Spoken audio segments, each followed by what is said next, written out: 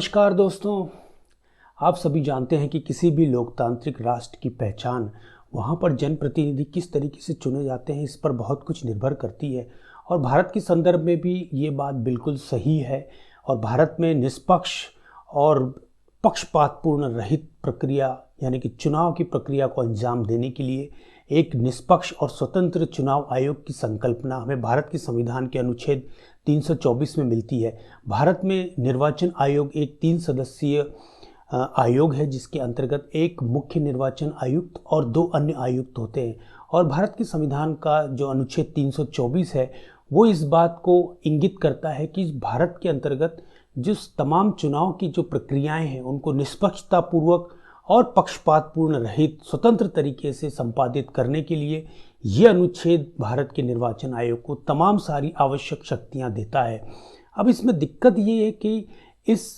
Article के अंतर्गत इस बात का उल्लेख हमें देखने को नहीं मिलता कि मुख्य निर्वाचन आयुक्त और अन्य निर्वाचन आयुक्तों की नियुक्ति की प्रक्रिया क्या होगी और उनके लिए क्या क्वालिफिकेशन निर्धारित की गई है।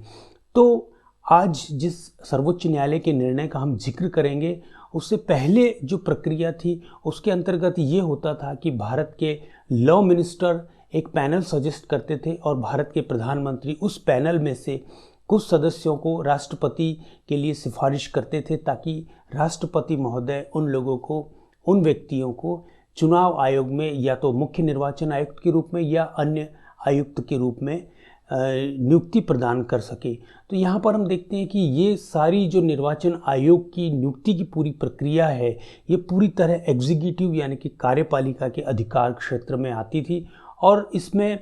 जाहिर सी बात है कि संदेह उत्पन्न होना या एक अविश्वास की स्थिति उत्पन्न होना की संभावना काफ़ी थी। और इन्हीं संदेह और प्रश्नों को लेकर 2015 में कुछ लोगों के द्वारा एक PIL सर्वोच्च न्यायालय में दाखिल की गई जिसमें निर्वाचन आयोग की स्थापना को लेकर चुनौती दी गई थी और इसकी पूरी प्रक्रिया को लेकर एक प्रश्न उपस्थित किया गया था क्योंकि ये सारी की सारी जो प्रक्रिया है ये कार्यपालिका के हाथ में ही केंद्रित है।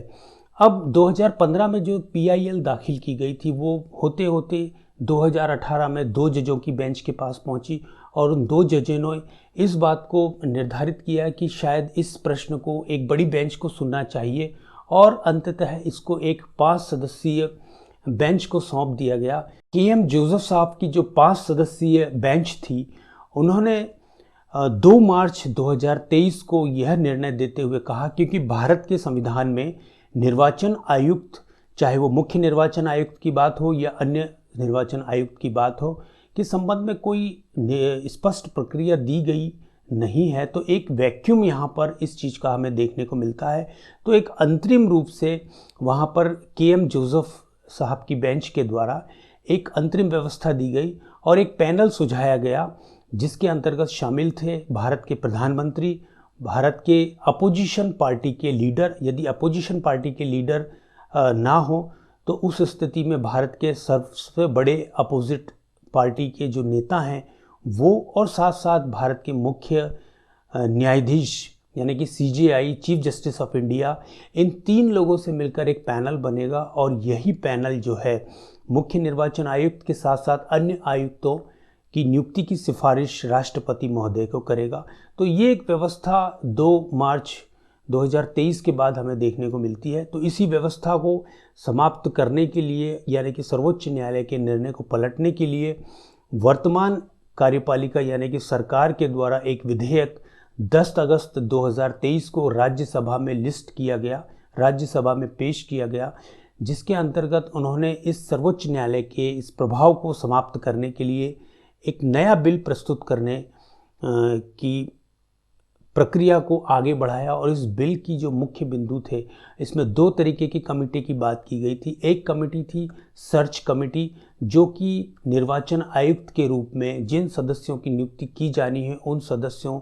को ढूंढेगी और दूसरी जो समिति थी वो इनको नियुक्त करने की सिफारिश राष्ट्रपति महोदय के द्वारा करेगी। तो प्रथम जो सर्च कमेटी जिसको कहा गया उस सर्च कमेटी में एक कैबिनेट सेक्रेटरी होंगे और 2 अन्य सेक्रेटरी होंगे जो कि भारत के सेक्रेटरी के नीचे के रैंक के नहीं होंगे। तो ऐसे इन 3 सेक्रेटरी से मिलकर एक पैनल बनेगा जो कि ऐसे ब्यूरोक्रेट्स को खोजेगा जो कि चुनाव की प्रक्रिया से निकट संबंधित रहे हों, जिन्हें इस प्रक्रिया को अंजाम देने का अनुभव रहा हो, और उन ऐसे ब्यूरोक्रेट्स के 5 नामों का चयन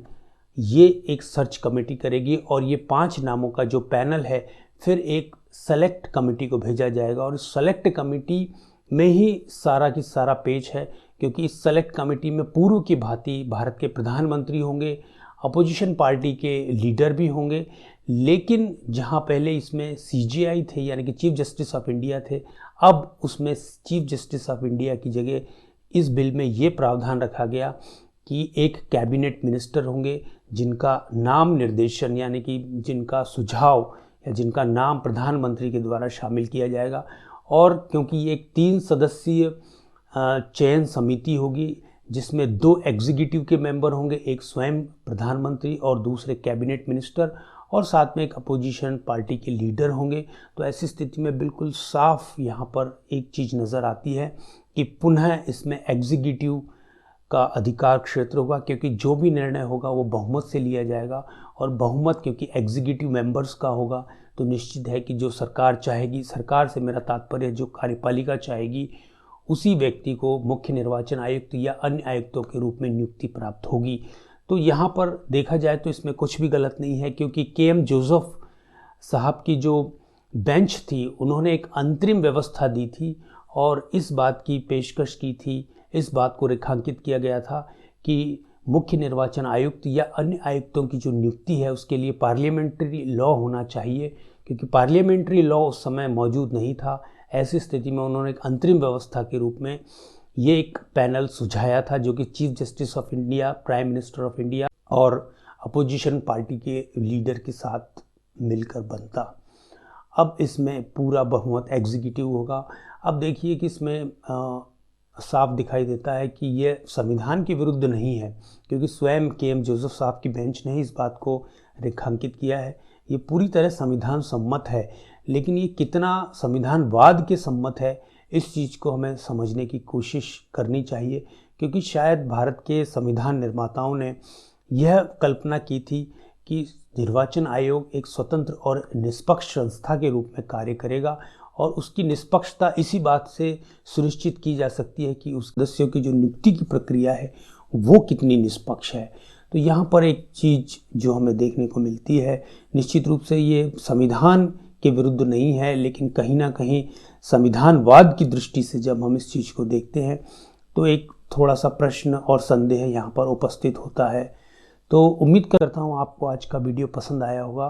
तो अगर आपको वीडियो पसंद आया तो इस चैनल को प्लीज़ सब्सक्राइब कीजिए, लाइक कीजिए और अपने मित्रों के साथ भी शेयर कीजिए। तो मिलते हैं किसी ऐसे ही अगले वीडियो में, तब तक आपका समय शुभ हो। बहुत बहुत धन्यवाद।